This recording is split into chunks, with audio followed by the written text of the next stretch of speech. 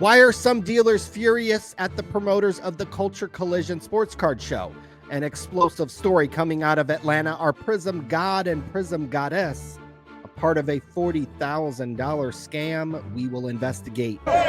Did one of your hobby heroes create a messy situation at the Burbank Sports Card Show this past weekend? Might be content, might be just drama. All I'm going to tell you is that's not content. Check out my cards. Cardboard Connection and Fanatics are all having major customer service issues lately. Who should you be worried about? All that and more on this edition of Sports Card Radio. The first thing I said to you was, you're not listening to me. Okay, let's start with this story out of Atlanta with the Culture Collision Card Show. Dealers are complaining that the promoters of the show, Prism God and Prism Goddess, allowed a group of guys to get away with running an illegal raffle that netted the scammers nearly $40,000, according to some reports.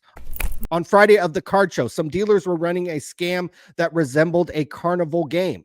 Google Razzle Dazzle scam, and you'll get a bunch of info on this. You basically put down some money, a random ping pong ball would be drawn, and you could try and build points up to win a PS5. While it may seem like harmless fun, running your own casino is actually highly illegal, especially in a conservative state like Georgia. The losses were massive. Two people claimed to lose $1,000 each playing the game. One dealer thinks the scammers walked away with nearly $40,000. Dealers began to complain to the show promoter Prism God, but his reaction or lack thereof left dealers feeling upset. Some of the confrontation was even caught on camera. Here's a snippet from a video by Billy Big Show on Instagram. Bro, do you want to help us? Actually, you go and talk to Dar and she'll take care of it. Do you want to help us, bro? She will talk to you. I'm asking you. I'm helping you right here. That's awesome. So that's crazy. If you don't want to help us, bro, that's crazy. Seriously, no, like this is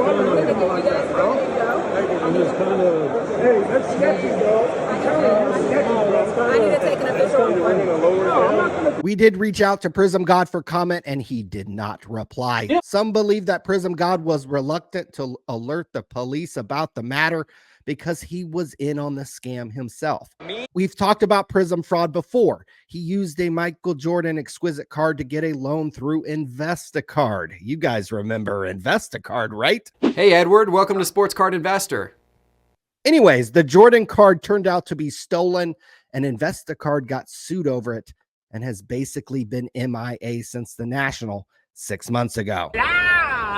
Prism fraud also caught heat for helping produce fraudulent content. A year ago, him, along with fellow hobby heroes DAP Sports, the great curator, and Mojo Sports revealed that they staged a $3,000 pack war for likes and clicks. That's not content. We could go on and on about Prism fraud. In a Dan the Cardman video, Prism God was exposed for defending shill bidders. And sprinkle on some self-care and wellness on top of that. Prism God also benefited from that sweet PPP. That's right. One former friend of Prism fraud said it was government money that fueled the start of his sports card business. We'd tell you more about that story, but I seem to get in trouble every time I mention PPP loans. You are not the person that I have ever thought about suing. Should show promoters pay more attention to who is set up at their shows and what they are selling? That's for you people who care about the hobby to debate. I want to say this. Speaking of drama, the Burbank Sports Card Show was this past weekend, and some of your favorite hobby heroes were in attendance, including Mr. Mojo Sports himself. But one person wasn't thrilled to be in the presence of such a hobby legend. It happened to be the dealer who was set up next to him. This was posted on the Blowout Sports Card Forum. A dealer who was set up at the Burbank Sports Card Show says he was surprised to arrive at his table on Friday and find trash all over it. Apparently, Mojo Sports, the hobby superstar himself, left a half-empty bottle of soda and trash on this dealer's table. The dealer had to clean up the mess made by Mojo just to get to his table on Friday.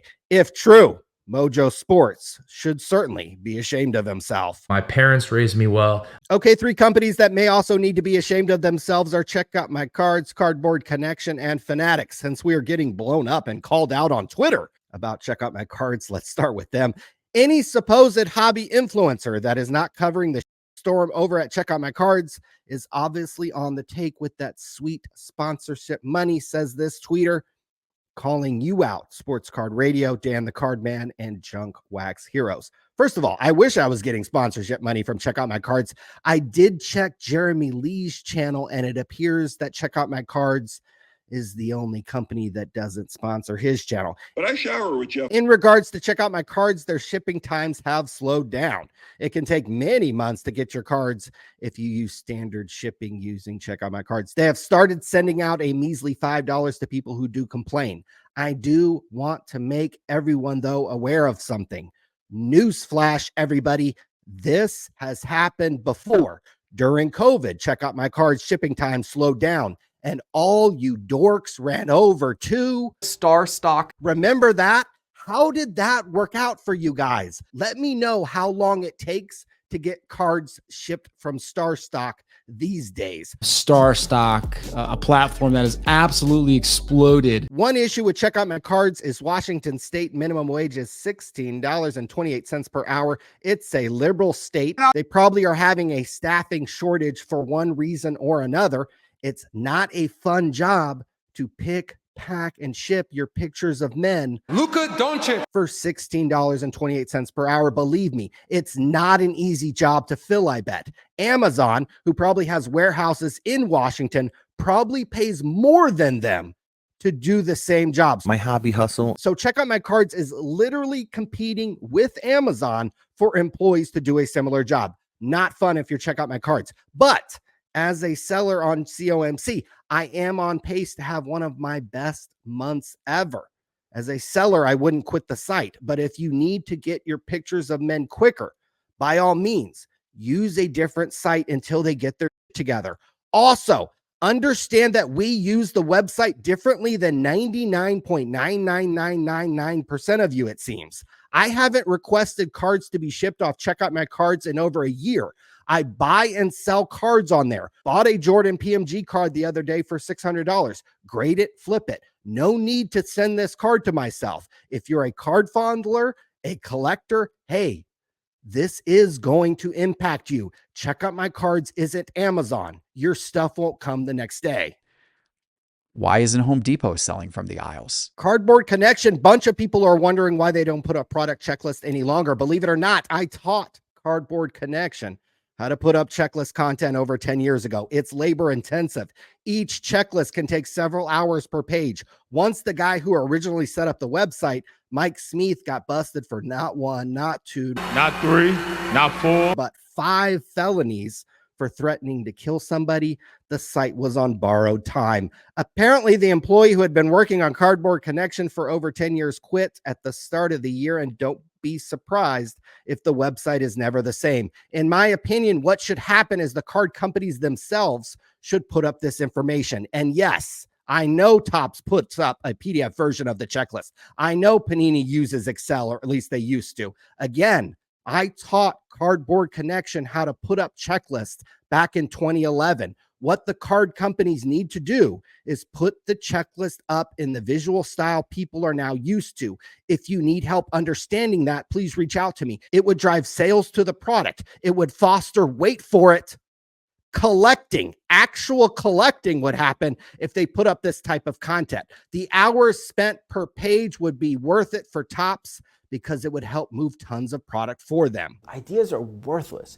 Execution is the only thing that matters. Speaking of Fanatics, they're getting roasted for their production of the new Nike MLB jerseys. Like, people aren't going soft on them like they do in the sports card world. They are getting completely roasted. It should give the card industry pause that maybe something similar could happen in the card world in a few years or less. I actually think one of these hobby dick writers should make a video that this negativity about the jerseys is bad for the jersey industry, right? What about all the little Timmies out there who collect their favorite player's jersey? Let's not ruin their collecting fun with some negativity, right? Where we can be the gatekeepers. No, but seriously, this is a preview of what's to come for the sports card industry. Fanatics will own all the licenses. Their employees will become overworked trying to get all the products out on time.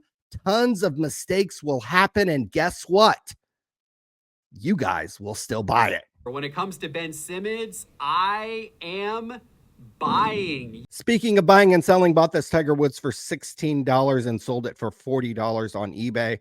Bought this Jordan pool card for $49, flipped it for $100 on eBay. Bought this Emmitt Smith autograph for $52 and sold it for $100 on eBay. Bought these F1 tickets for $15 and flipped them for $30. Felt like a ticket scalper again.